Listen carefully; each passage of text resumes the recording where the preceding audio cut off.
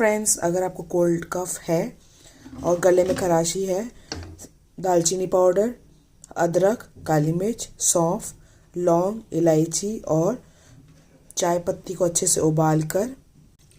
से उबालिए 2 मिनट तक, जब तक चाय पत्ती का कलर ना निकल आए। उसके बाद हम एक इंग्रेडिएंट ऐड करेंगे। तो गाइस, देसी चाय में उबाल आ गया है, इसमें हम ऐड करेंगे गुड़।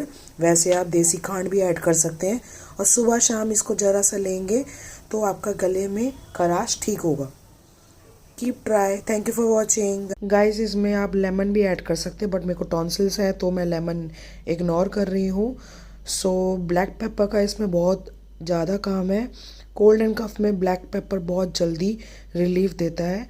एक बार आप ट्राई करके देखिए।